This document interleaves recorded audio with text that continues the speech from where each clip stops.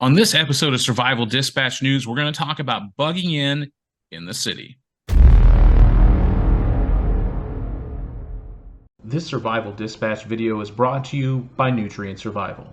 Nourish your body, power your mind. And we're back with Survival Dispatch News, and today we've got a great topic about bugging in when you live in a city. But before we get to that, make sure, if you haven't done so already, make sure you hit that like and subscribe button. Make sure you click the bell icon next to it to get notified every time we upload a new video here on Survival Dispatch, and we are doing that on the daily. But today here on the panel, we have my beloved and esteemed co-host, Mike Sterling. How you doing, brother? Happy to be back. It is good to have you back. Mike has had a short absence from SDN, but we are back at it again. And so we had this interesting topic that was presented to us about bugging in the city. And this presents a lot of different challenges compared to somebody who wants to bug in the country or even in the suburbs for that matter. So, Mike, what do you think about all of this? How different is it bugging in the city?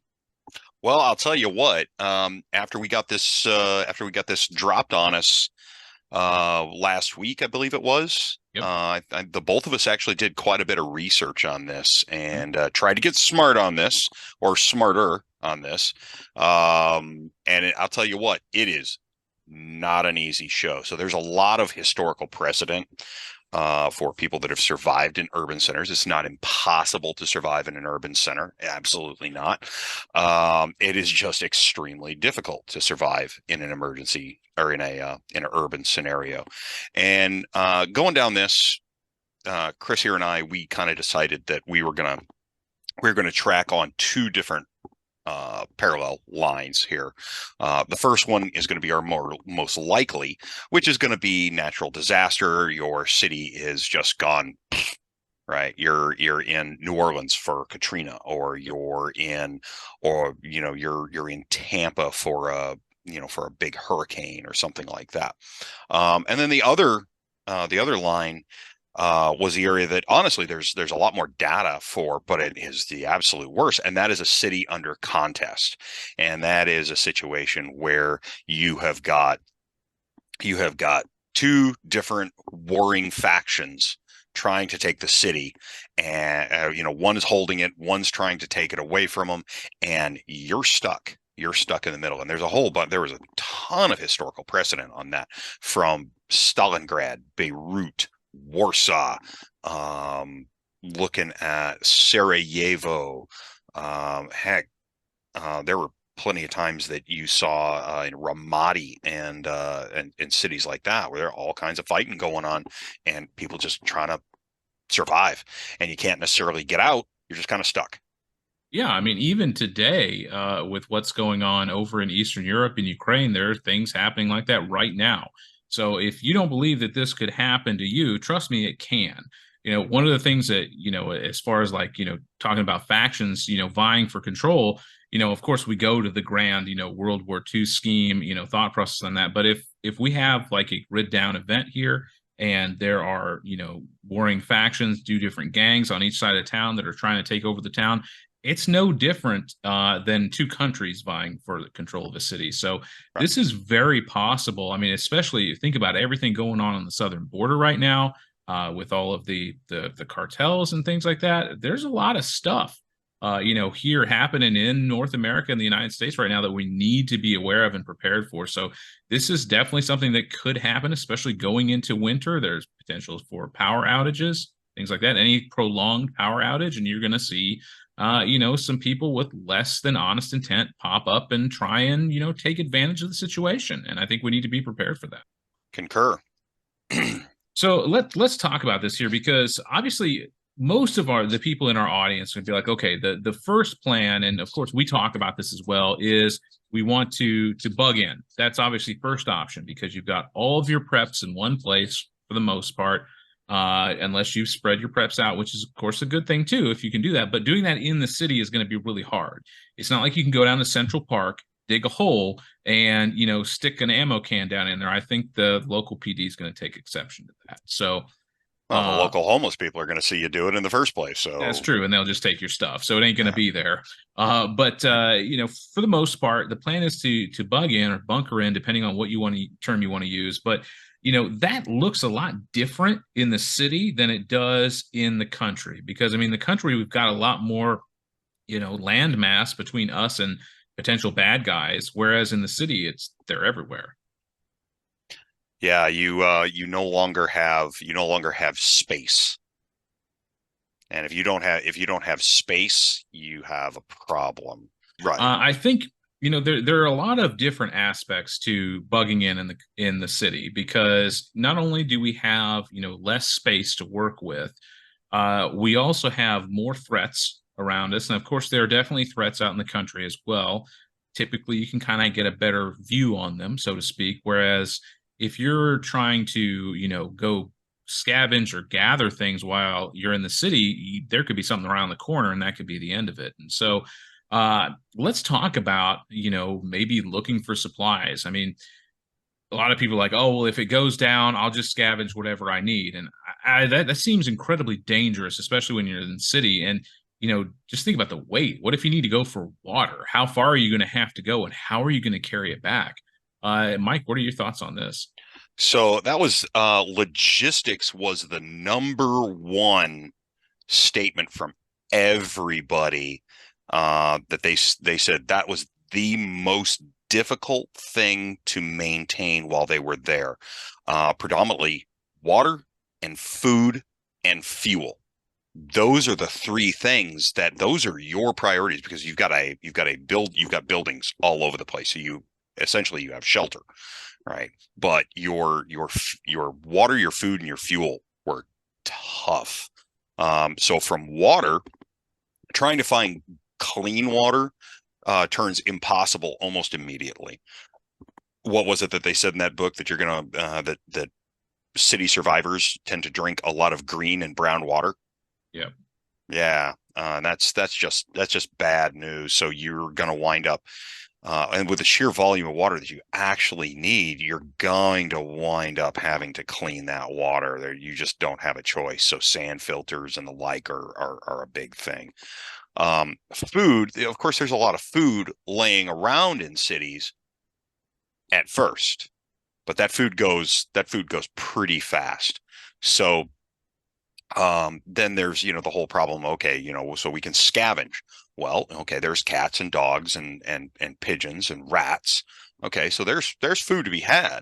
All right, but trying to get additional food on the outside that's just tough. But a lot of the people that I did read about there, good they had good options when it came to raising rabbits and raising pigeons.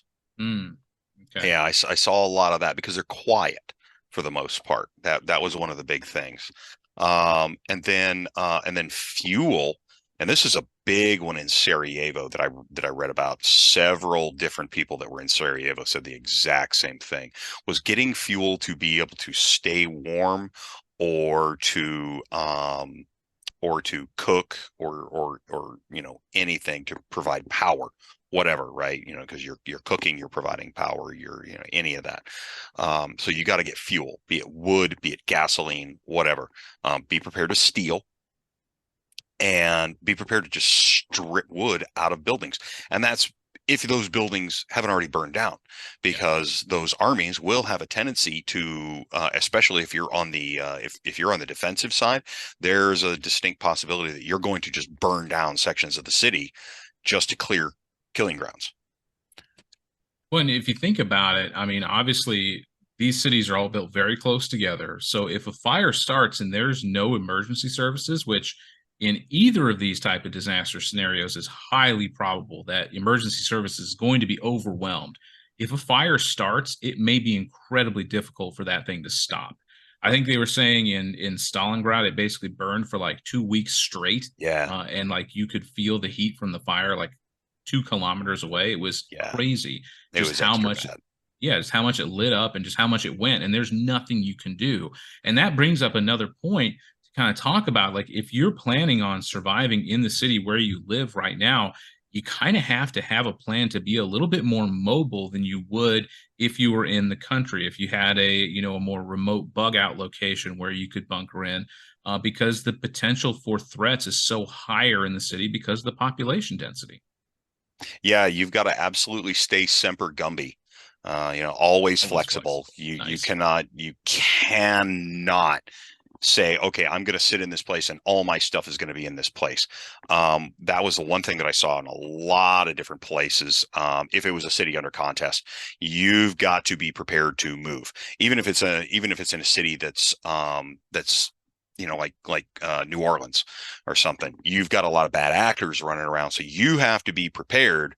And I think a lot of them said that they would have like 3 to 5 nightly hide spots, and they would go to one of those places, and that's where they would stay. All their supplies and everything like that, they would cache in basements or pipes or walls or wherever they could, and they didn't carry hardly anything with them because they expected that they were going to get robbed and beat up, either be it by gangs or by soldiers, or other survivors, pretty much any time. So if you don't have anything on you, they're not going to be able to take it from you.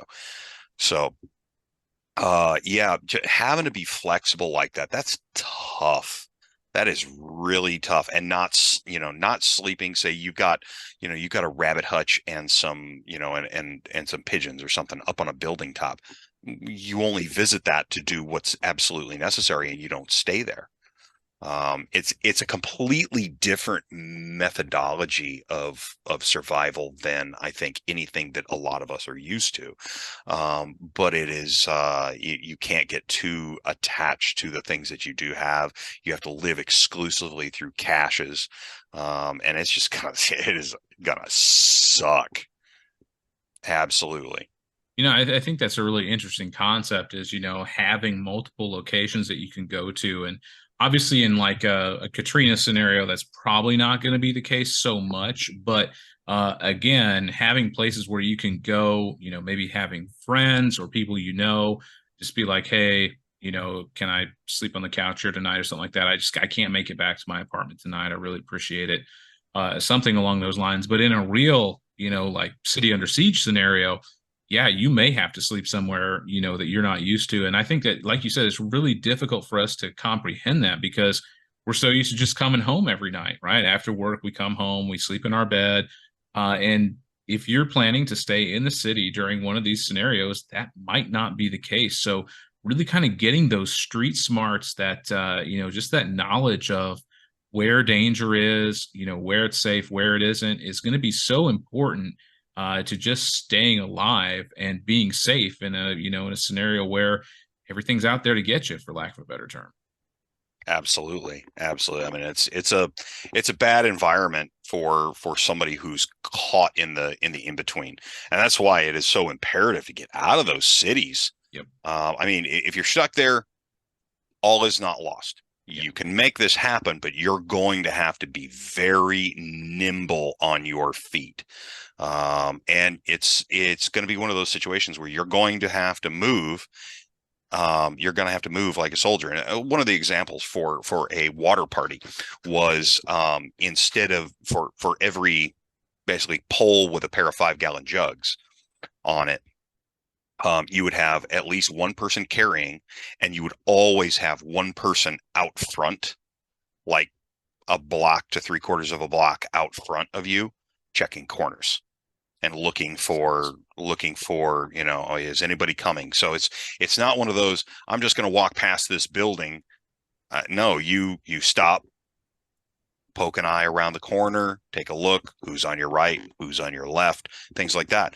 And absolutely, it doesn't matter if you just spent all day scrounging these 2 great big bags of canned goods that are just going to be a boon to your survival. If all of a sudden a pack of bad guys comes around the corner and they're there ready to take your stuff, and you're way outnumbered and way outgunned, drop it and run. Yep. And that's what they all said. All these survivors said, no, drop it and run. Yeah, I mean, you have no choice at that point. And it's one of those things where, we think, oh, the police are there to take care of us. It ain't going to happen in those situations. You are your own first responder, and you need to be Just your personal safety and survival has to be top priority. Is really the best thing I can say. One thing, if you want to, and we didn't talk about this, but I'll bring it up. If you're a gamer, I've been known to play a video game here and there in my life before, and you enjoy more indie video games, I recommend This War of Mine. It's a little bit of a play on the Sarajevo situation from the civilian aspect of it. So again, I understand life is not a video game, but if you want to see how tough it can actually be in these types of situations, I recommend you give that a shot. It's an older game. I really enjoyed it and definitely opened my eyes to a lot of things, especially you were talking earlier about fuel. When it gets cold or you need to cook or things like that, it's incredibly difficult to, find that, and you really have to prioritize different things than you naturally would during a non-SHTF scenario. So it's definitely a bit of an eye opener if you've never really thought about this before. But yeah, give that a shot if you're into that sort of thing. I'm sure that I'm going to get a lot of hate comments down there from saying that, oh, you shouldn't be playing video games for SHTF. Well, yeah, during it, I promise you I won't. But you know, beforehand, we can do it now. But it can give you an interesting look on it from a different perspective than what you usually see. But yeah, when you're kind of talking about, a little bit of animal husbandry there, which I thought was a very interesting concept because, most people are like you were talking about, we're going to be, scavenging for canned food or things like that. But being able to produce your own could be so critical. Just being able to do that in a small space. And rabbits and pigeons do seem like an interesting idea. I mean, especially if you can start working on that now, if your apartment complex is amenable to it, or maybe you just keep a pet rabbit in your apartment complex. They aren't going to make any noise. I can promise you that. Well, not until you thunk them over the head, but Well, yeah, but you got to get used to that sort of thing. Get used to that. prepared. Yeah. And so what they were saying was was 3 does and a buck. Hmm. Once you get that process started, will provide you with I believe it was three meals of meat every week. Or no, 2 meals of meat every week. Still Which pretty really, solid. getting meat twice a week, that's more than a lot of people in the third world get Yeah, yeah. today. And So there's a reason they call it breeding like rabbits. yeah, We'll just call a spade a shovel here. right. There's a reason they call it that. So, Hmm. definitely a great option for you if you're in an apartment. I'm not saying you start up your own breeding operation right now because you will quickly become outnumbered. But definitely something you could, maybe get your pet bunny going and see how things turn out, see how you like it. Something you can consider. So yeah, water. Let's talk about water because this is Water's a the big tough one. one. This is the big one. Hmm. I mean, we've talked about, things like seal cock keys and things like that before on the channel. A great option, for a lot of water that might be, less accessible. I'm not going to say, not accessible, but what are your thoughts on water, Mike? Because this seems like a really important thing to answer. Yeah. So water was probably the biggest one that was mentioned across the board by everybody as the most difficult thing to have to get because you have to get it every day. You cannot rely on rain or snow, especially snow. Snow and ice, they said, was probably, they all thought, oh wow, we've got snow and ice. This is going to be great. But then they didn't have the fuel to melt it. That's a Yep. problem. But the biggest issue is you've got to go out and you've got to get it. And there's so many things in a city, so many more things in a city that contaminate the water because you're gonna wind up with sewage. Okay, we can get over sewage, right? We can get past that. We can filter and we can purify. Got it. All I got to do is lay up some granular bleach, filter it a couple of times, and I can defeat that. But then you've got petroleum products everywhere. You can't filter out all those things, right? You got petroleum products, you've got industrial chemicals, you've got, just all the garbage that's in a city, not to mention, all the things that are being brought in by either the disaster or the conflict. and it's just the water is a nightmare to have to deal with now. So you got to get real smart on like multi-layer sand and charcoal filtration. That's a big thing, and if your water is petroleum contaminated, you're gonna have a big problem even with that, because now you filtered out, say, 5 gallons in your sand and charcoal filter. Now you got to swap it all out because it's all contaminated. But I mean, you can filter it, you can do that, but how many times are you going to need to filter it before you've got it all out? And what if you got industrial chemicals in there? You know, if you've got industrial chemicals in there, you may be in a situation where you cannot filter any of that out. What's your only option after that? Distilling. And that's it. That takes a lot. And what does distilling require? Fuel. Fuel, which is in ridiculously short supply in cities like this, either because the city's burned, or you may be in a situation where the city is soaking wet. So yeah, Yeah, that's I a mean, problem. I had friends who lived through Andrew down in Florida, and they said that the sewage was just everywhere when the city flooded out. It was just disgusting, and I think disease is going to be a huge issue in a situation like this.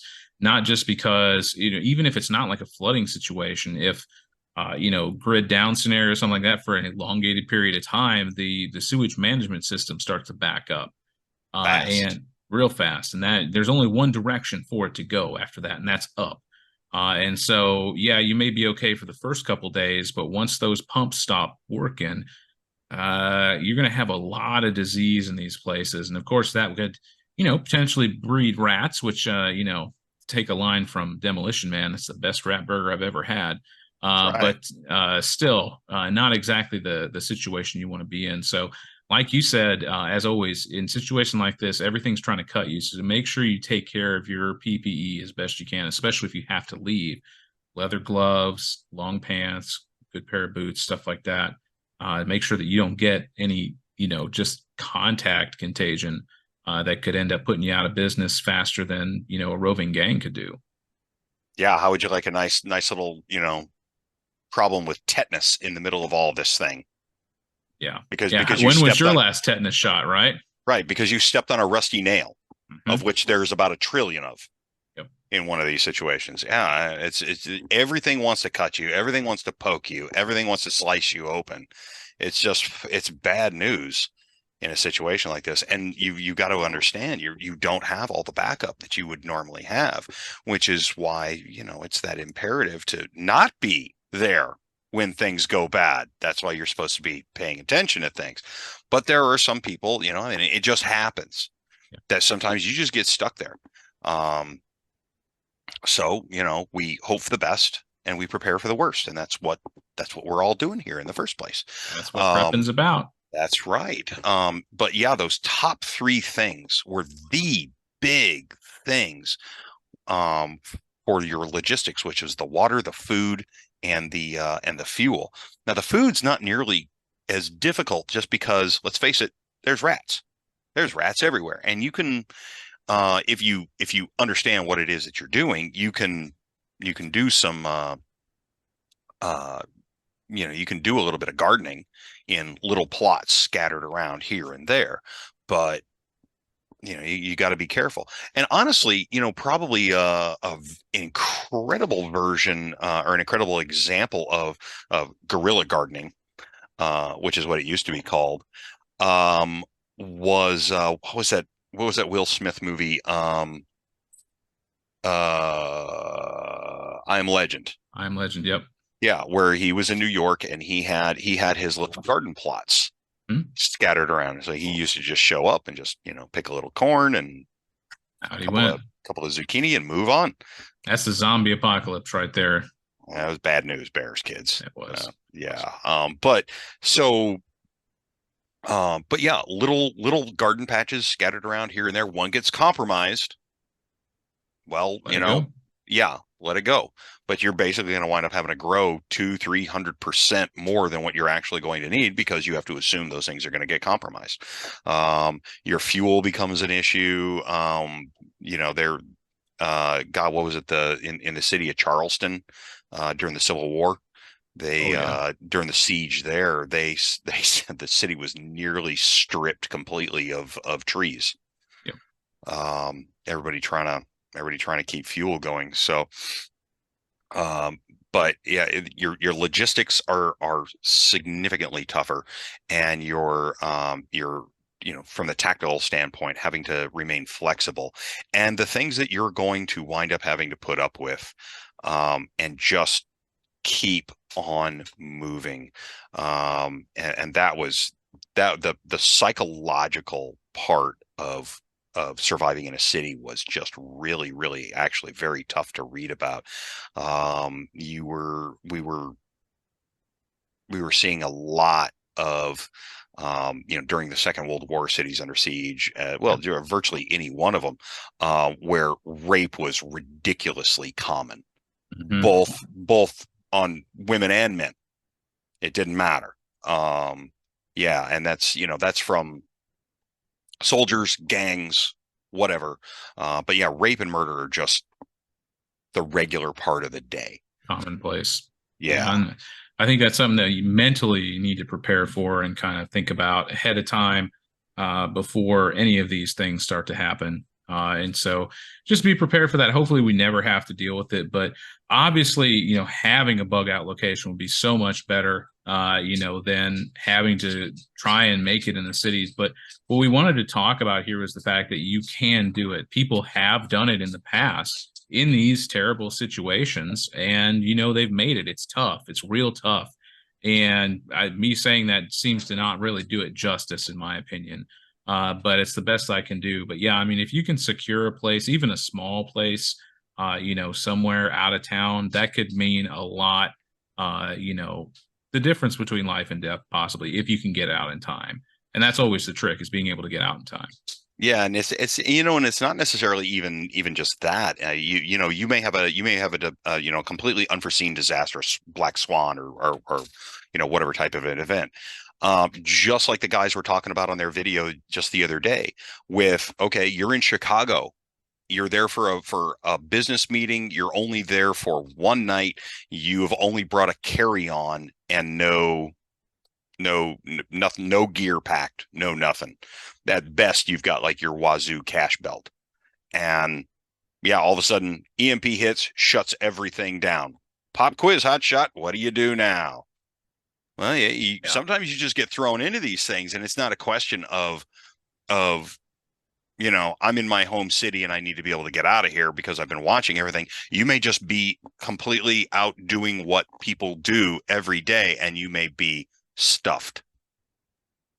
All I'm going to say to that situation is stay out of East Chicago and Gary, Indiana. That's all I'm going to tell you right there. I've gone through Chicago and Gary enough to know that you do your best to avoid those locations. So if that happened to me, that's what I'm doing. I'm staying out of those spots.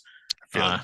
but yeah, with only what you carried with you, it's going to be a hard sell. And yeah, you could definitely get thrown into that and not have any forewarning. So if that does happen, I think being able to think on your feet, being able to really assess the situation, have strong situational awareness, be aware of what's happening around you, and just really to be able to improvise, like you said, semper gumby, always be flexible in these types of situations, because otherwise somebody's just going to break you because you weren't flexible enough. Right. And understand that those that nice little black and white of right and wrong. Yeah, that's gonna that the label that's on the outside of that's gonna get torn off, and you're gonna see Yeah. that you've got a real thin little white line and a little thin black line and a great big fat area of gray in the middle. And it sucks. Okay. It sucks. You're gonna wind up having to do some things that you don't want to do. Period. That's all there is to it, because that's the real world. And what was it that John Cusack said in Gross Point Blank? I was recruited because my psyche val showed a propensity for having having a certain moral flexibility. There you go. Yeah. You know Those what?